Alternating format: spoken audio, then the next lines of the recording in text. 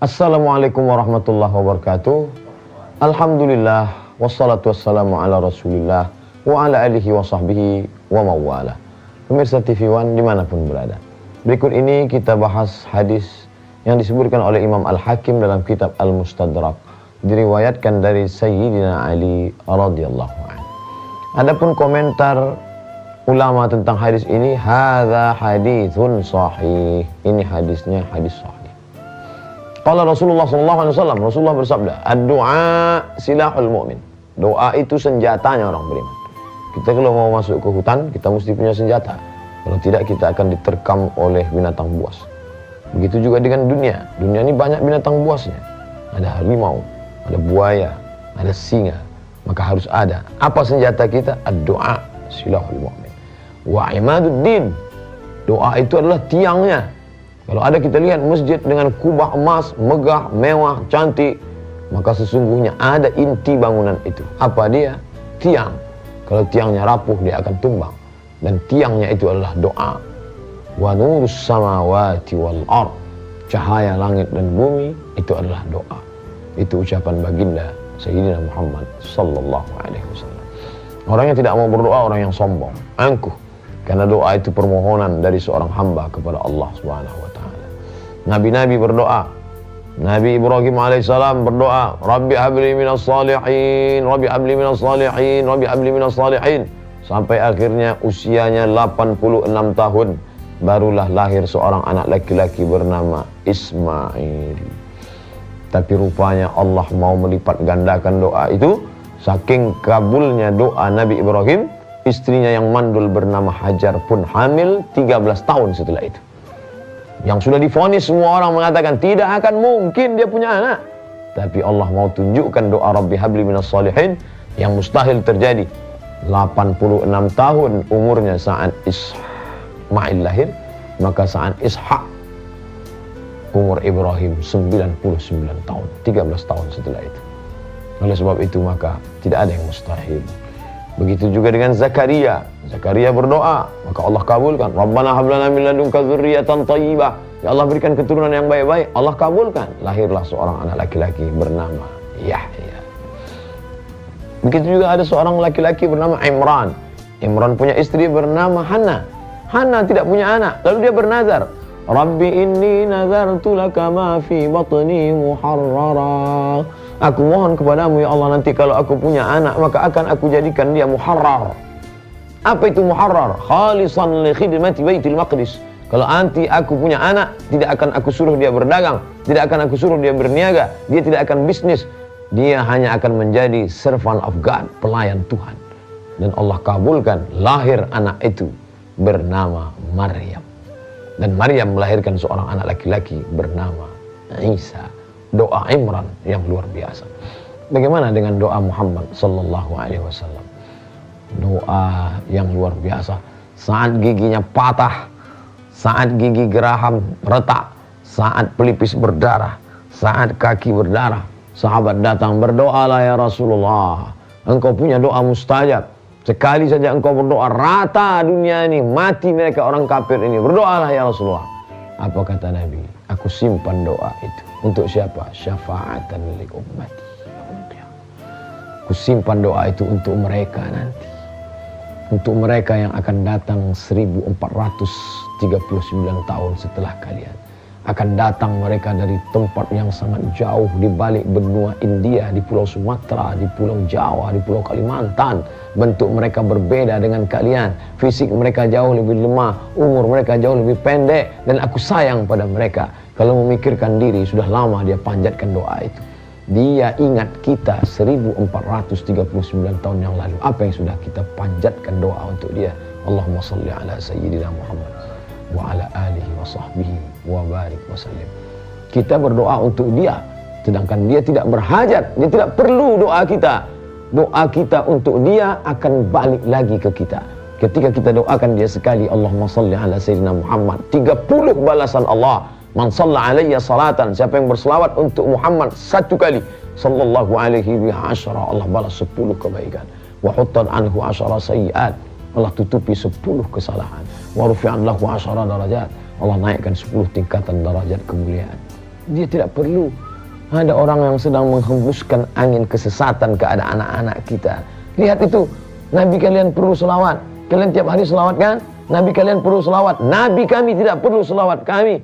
Allah sudah menyelamatkan dia. Dijamin dia masuk surga. Malaikat berselawat kepadanya. Innallaha Allah wa malaikatahu malaikat yusalluna 'alan nabi, berselawat kepada Muhammad.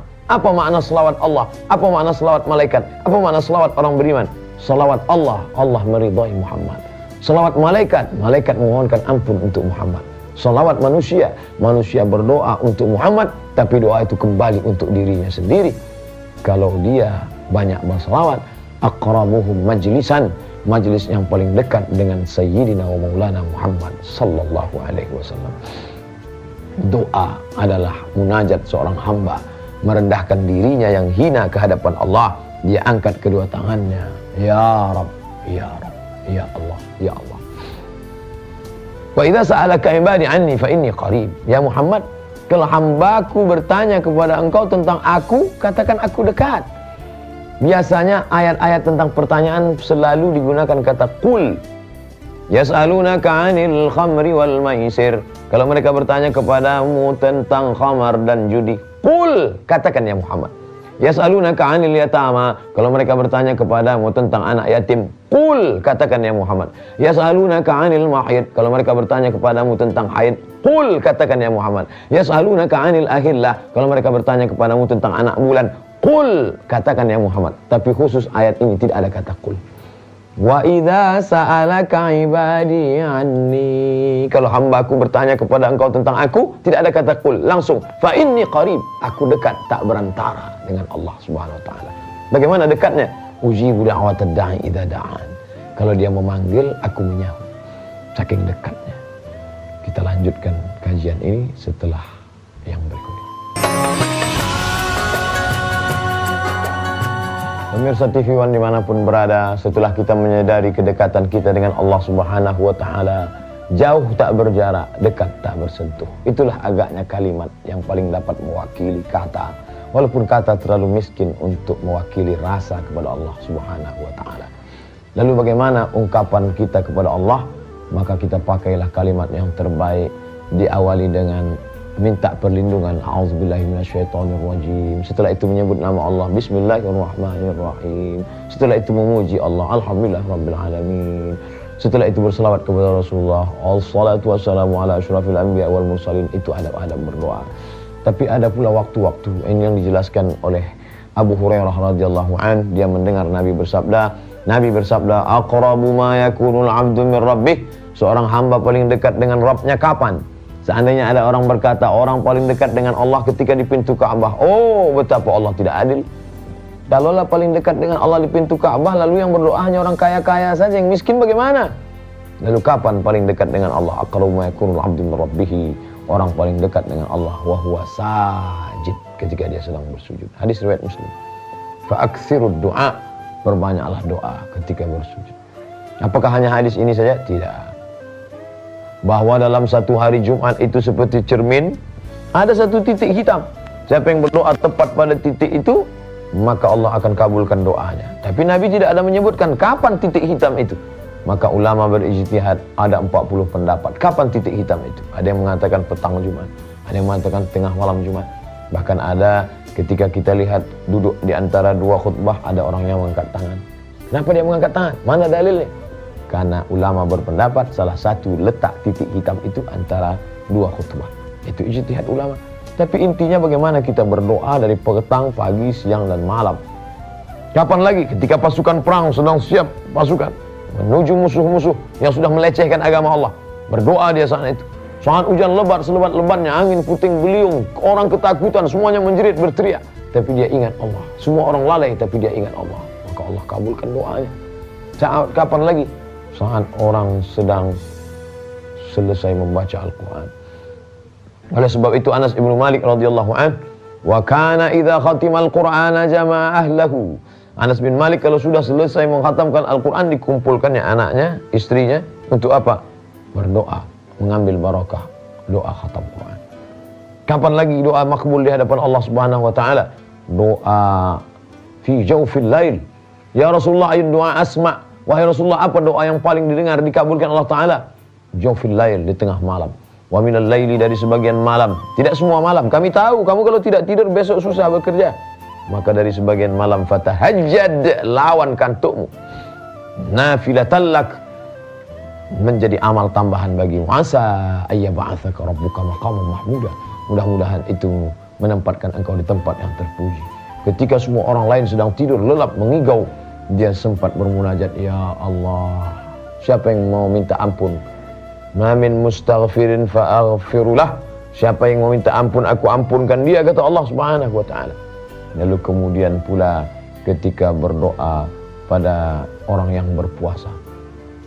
Orang yang berpuasa hatta yuftir, sampai dia berbuka, dikabulkan Allah. Kemudian fi duburi kulli shalah, setiap selesai salat. Ulama terbagi dua. Pertama mengatakan duburi shalah, di akhir salat sebelum salam. Makanya ada orang yang berdoa sebelum salam. Dan yang kedua setelah selesai salam. Dua-duanya bisa diamalkan. Andai dua-dua diamalkan sebelum salam, imam lama membaca, dia tambahkan doa-doa dengan syarat tetap menggunakan bahasa Arab. Andai tidak dapat melafalkan dalam bahasa Arab, dengan bahasa kita, bahasa daerah, di dalam hati. Lalu kemudian setelah itu adalah setelah selesai bersolat, maka dia tetap mengangkatkan tangan, bermunajat kepada Allah, memintakan segala. Ada adabnya. Di antaranya adabnya adalah menghadapkan ke arah kiblat, mohon kepada Allah Subhanahu wa taala. Tidak sampai doa kalau tidak dengan bersolawat, karena solawat adalah salah satu wasilah sampainya doa. Satu-satunya jalan menghadap Allah hanya jalan yang dibawa. Qul, katakan ya Muhammad, in kuntum tuhibbunallah, kepada mereka yang mengatakan aku cinta pada Allah, aku cinta pada Allah. Syarat cintamu kepada Allah diterima, fattabi'uni, ikuti Muhammad. Banyak orang yang mengaku cinta pada Allah tapi tak mau mengaku Muhammad. Siapa saja yang cinta pada Allah tapi tidak mengakui Muhammad, falai yuqbala minhu, dia tidak akan diterima. Wa huwa fil akhirati minal khasirin, di akhirat termasuk orang-orang yang rugi. Beruntung kita bertuah ketika kita mengikuti Allah dan kita pula mengakui Allah, mengikuti Muhammad sallallahu alaihi wasallam. Maka waktu-waktu utama berdoa ini kita minta kepada Allah. Saya sudah bolak-balik berdoa, kenapa tidak dikabulkan? Tidak ada doa yang tidak dikabulkan Allah. Allah mujibud da'wat, mengabulkan segala doa dan permohonan. Lalu kenapa doa saya belum juga dikabulkan? Karena engkau tidak memahami bahwa ada 3 jenis doa. Yang pertama, langsung dikabulkan Allah seperti yang engkau minta. Seperti doanya Nabi Sulaiman alaihissalam, ingin agar singgasana Ratu Balqis sampai, dia tanya pasukan bala tentaranya, ayyukum ya'tini bi arsyiha qabla an ya'tuni muslimin? Siapa yang sanggup membawa singgasana Balqis sampai akhirnya dia kemari dalam keadaan muslimah, menyerahkan diri kepada kita? Wala ifritu minal jin, jin ifrit berkata, ana atika bihi qabla an taquma min maqamik, aku sanggup membawa singgasana Balqis sebelum engkau tegak dari tempat dudukmu. Tapi ternyata ada yang lebih cepat lagi daripada itu. Apa kata Asif bin Balkhiyah, ana atika bihi qabla an yartadda ilaika tarfuk, aku sanggup memindahkannya sebelum matamu berkedip. Begitu cepatnya doa Sulaiman alaihissalam. Tapi kemudian ada pula jenis doa itu ditunda Allah sampai masa kita boleh menerimanya. Seorang ibu melarang anaknya minta pisau, jangan, ini tajam. Bukan berarti dia tidak sayang, umurmu belum cukup, nanti kau terluka. Dan ada pula doa itu memang nanti di akhirat diberikan Allah Subhanahu wa taala. Mala a'yunun ra'at, belum pernah dilihat mata, wala udhunun sami'at, belum pernah didengar telinga, wala khatara ala qalbi bashar, belum pernah terlintas di hati manusia. Ya mujibas sa'ilin wa ya rahimat du'afa wal fuqara wal masakin, senantiasa kita merendahkan hati, mengatakan kepada Allah, aku hina, tak ada apa-apanya. Ciri orang yang rendah hati adalah selalu meminta perlindungan Allah Subhanahu wa taala. Orang yang tidak mau berdoa, orang yang sombong, tidak mengikut sunnah Nabi Muhammad sallallahu alaihi wasallam. Kita akan lanjutkan tentang doa ini setelah yang berikut.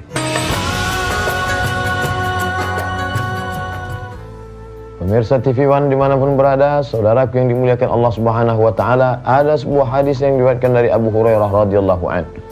Nabi SAW bersabda, la yazalu yustajabu lil abdi, Allah akan terus mengabulkan doa seorang hamba sampai kapan? Malam yad'u bi itsmin aw qati'ati rahim, selama dia tidak berdoa pertama dosa. Doanya minta perbuatan supaya orang ini mati, supaya orang ini sakit, itu dosa, tidak dikabulkan Allah. Au qati'ati rahim, atau memutuskan tali silaturahim. Ya Allah, buatlah si anu ini benci dengan ini, tidak dikabulkan Allah. Ma lam yasta'jil, selama dia tidak yasta'jil. Lalu sahabat bertanya, ya Rasulullah, wahai Rasulullah, al-isti'jal, selama dia tidak yasta'jil, tergesa-gesa. Makna maksud tergesa-gesa itu apa? Kata Nabi, yang dimaksud tergesa-gesa itu dia ngomong begini. Da'autu wa qad da'autu, aku sudah bolak-balik berdoa, falam ara yastajibuli, tapi aku lihat tidak ada doaku terkabul. Nah, itu orang itu sudah melakukan yasta'jil namanya. Aku sudah doa bolak-balik, kenapa tidak dikabulkan? Fayastahsiru an inda dzalik. Lalu kemudian dia merasa bosan, merasa muak, merasa tidak perlu lagi berdoa. Wa yada'ud du'a, akhirnya dia tidak berdoa sama sekali. Maka dia termasuk orang-orang yang merugi karena dia tidak dapat pahala doa. Karena doa itu adalah ibadah. Umar bin Khattab ditanya, mengapa engkau tidak berhenti berdoa, wahai Umar bin Khattab? Aku tidak tahu doaku itu dikabulkan Allah kapan, tapi aku terus berdoa karena aku yakin doa adalah ibadah. Bahkan sholat itu pun isinya doa. Rabbi firli warhamni wajburni warfa'ni warzuqni wahdini wa'afini wa'afani.